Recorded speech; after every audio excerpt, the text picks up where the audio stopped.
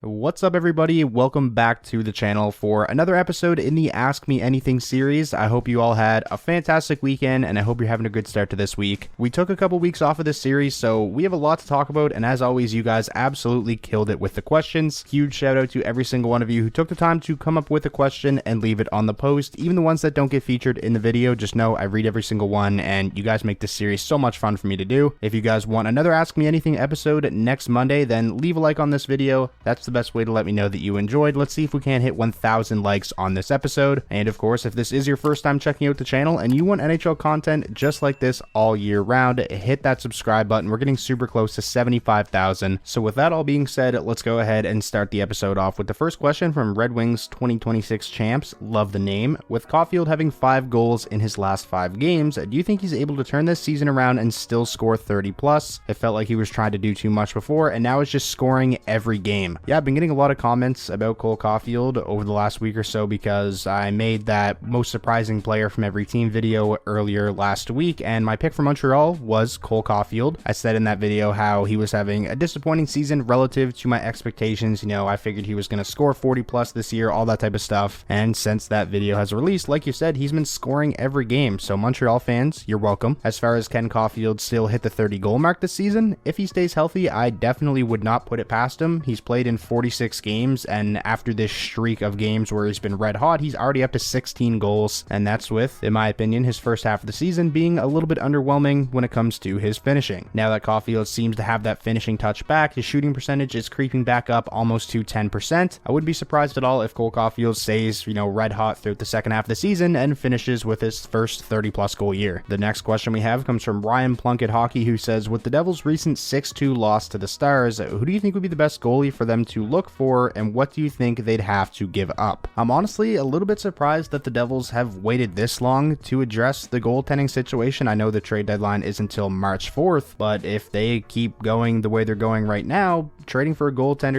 right at the deadline, it may be too late by then. And when it comes to goaltenders, I think they maybe take a little bit longer to get acclimated to a new team than, say a winger or defenseman, for an example. So ideally, I feel like it would be wise if the New Jersey Devils got a goaltender as soon as possible, if that's what they're going to end up doing. As far as who are some guys that the Devils may be targeting, we talked a little bit about Elvis Merzlikins in a video last week. I think there are better options out there. Jacob Markstrom, I think, should be at the top of their list. He still has a couple years left on his deal that pays him $6 million per season. He'll be a UFA following 2025-26, so definitely a little bit pricey, and the fact that there's term on the contract may scare some teams away. But when it comes to the New Jersey Devils, they're going to be freeing up about $9 million in cap space when Dougie Hamilton is placed on the long-term injured reserve, so money's not going to be an issue for the New Jersey Devils, at least for this season, when it comes to going out and trying to add pieces leading up to the deadline. The thing about Jacob Markstrom is, though, are the Calgary Flames even going to want to trade him? Because he's having a fantastic season. He leads the entire NHL in goals saved above expected. He's the biggest reason why the Calgary Flames are at least still in the hunt for a wildcard spot. As long as Calgary's on that playoff bubble, are they going to want to trade Markstrom? Because without Markstrom, they wouldn't even be close to where they're at right now. And to answer the last part of your question, what would it cost to get somebody like Markstrom? I don't think the price would be astronomical, just given his contract and his age, but with the kind of season he's having, it also wouldn't be dirt cheap either. I feel like at least a second round draft pick and a decent prospect. If the asking price involves a first round pick, then I don't know if the Devils would do that, because, do you want to trade your first round draft pick in a season in which you're currently on the outside looking in terms of the playoff race? If they end up missing the playoffs, that first round pick could obviously be very valuable. Now, obviously, there's protections and stuff like that and conditions on draft picks, which of course can make giving up a first round pick a lot more digestible. I think it's going to be really interesting to see what happens over this next month or so, but there's no doubt about it, the Devils need a goaltender, and I think they need one soon. Moving along now to the next question. This one comes from Bobby Orfan, who says, do you think a Canadian team will win the Stanley Cup or at least make the Cup finals? More specifically, Edmonton, Vancouver, Winnipeg, and Toronto. Well, Toronto's really the only hope for a Canadian team to make the Cup finals in the Eastern Conference, and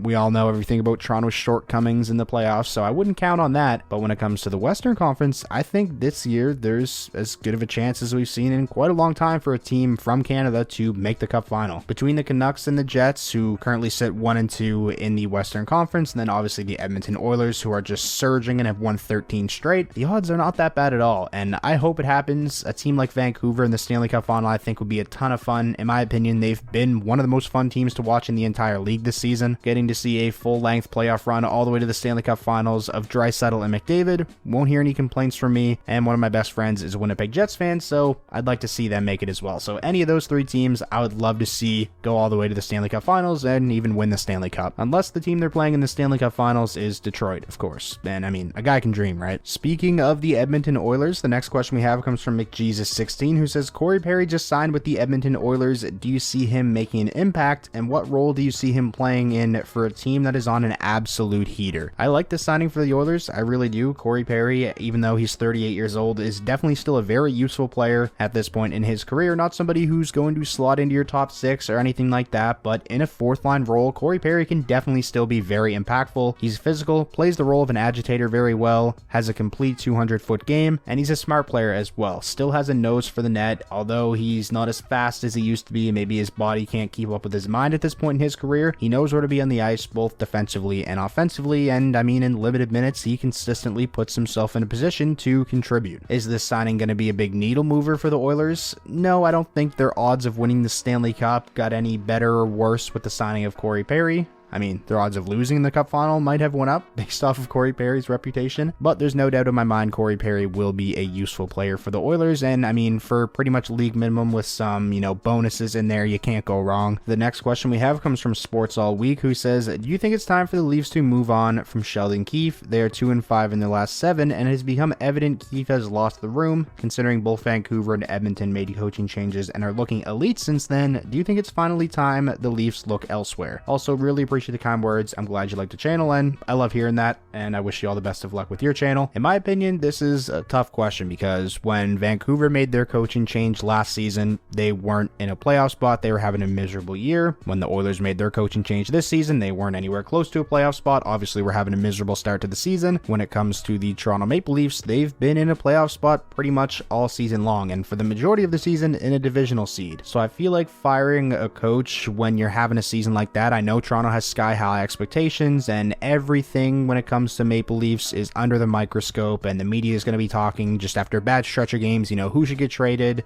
why the coach should be fired, all this kind of stuff. I just can't see a coaching change happening mid-season for the Leafs when they've been in a playoff spot all year. Now, if they don't get anything done in the postseason, I think Sheldon Keefe is as good as gone in the offseason. But yeah, I'd be pretty surprised to see the Maple Leafs make a coaching change, before then. This next question comes from Ryan Ross, who says, is it fair to say that JT Miller has become one of the most underrated players in the league? Since joining the Canucks in 2019, he is top 10 in league scoring. He plays a very important center position. He's great in the faceoff dot. He plays well in both special teams and is a leader for us in the room, yet most hockey fans wouldn't even put him as a top 50 player in the league. I think depending on who you ask, you'll probably get a lot of different opinions on JT Miller. I wouldn't really call him one of the most underrated players in the league this season because I actually think he's getting a lot of love this year, and rightfully so. It's pretty crazy to see such a massive turnaround for JT Miller. You look at where he was at, early on last season when Bruce Boudreau was fired. JT Miller is a guy who was heavily criticized. He was, publicly blowing up at his teammates. He didn't look like he was putting in much effort on the defensive side of the puck. And then when the coaching change happened, it just looked like he was built to play under Rick Tocchet. The early returns on that $8 million extension he signed with the Canucks were not good, but that didn't last very long because you look at that price point now for how he's played this season, that's probably a bargain. Moving along now to the next question. This one comes from Jesse, who says, will the Red Wings be buyers or sellers at this year's deadline? I got a lot of questions like this. Obviously, the Red Wings are currently occupying a playoff spot. They hold that first wildcard spot in the East, and they're just 1 point back of the Leafs for third place in the Atlantic. Obviously, the answer to this question is really probably just going to come down to how the team performs over the next month leading up to the deadline on March 4th. The Red Wings were in a similar position last season. They occupied a playoff spot leading up to the deadline, and then they had that 2-game series in Ottawa where they just got the brakes beat off them for 2 games straight,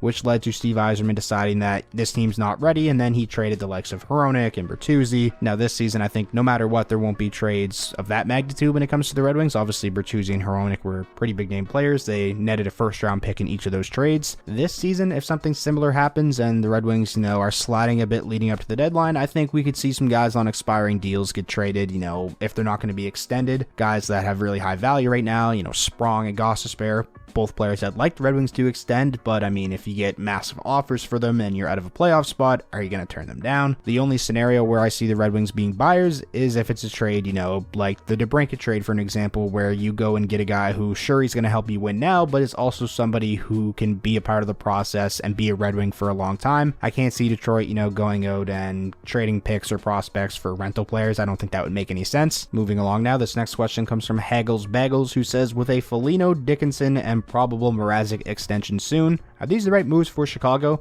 As a fan, I understand these are big-time leadership guys, but we could get at least a second for either Dickinson or Mrazek. I would have preferred to trade them for picks and potentially move them later on as buying trade assets. So this was a pretty big topic of discussion after Foligno and Dickinson got those extensions, and at the end of the day, this is just the start of Chicago's rebuild. This team is still a long ways away from competing, and for the years that you are waiting for the young guys and prospects to develop, you need roster players. You need guys like Dickinson. You need guys like Foligno. Like you mentioned, they're big-time leaders for this team, and they probably have just as big of an impact for Chicago off the ice as they do on the ice. I get what you mean. If they could have gotten a second for, a Foligno, Dickinson, or Mrazek, obviously a second-round draft pick isn't nothing, but the odds of a second-round pick turning into like a superstar or even a top 6 player are still relatively low. I don't think Chicago deciding to extend Dickinson and Foligno and maybe Mrazek for a couple more years is going to set them back any years in this rebuild whatsoever, and at the end of the day, you can always still trade these guys, a year or two from now. Will their value be as high as it is right now? Probably not, but I think people were really making a lot out of nothing when it comes to these extensions. In my opinion, it was a fine move by Chicago. I didn't mind it at all. Moving along to the next question, this one comes from Kenton Peters, who says, what are your thoughts on Alex Lyon? Has he solidified his spot as a starter over Husso? Cool seeing him play well as he's from my small hometown, and also really appreciate the kind words. I've really been blown away by Alex Lyon. This, recent, 10 or so game stretch has really turned the Red Wings season around. It's pretty crazy that Lyon is a guy who was the Red Wings' third string goalie coming into the year behind Husso and James Reimer. He didn't get his first start until I believe the Global Series game in Sweden against the Maple Leafs, the second of the Red Wings' 2 Global Series games, and since that Global Series game where he got the nod, Lyon has not looked back, and overall on the season, he has been head and shoulders above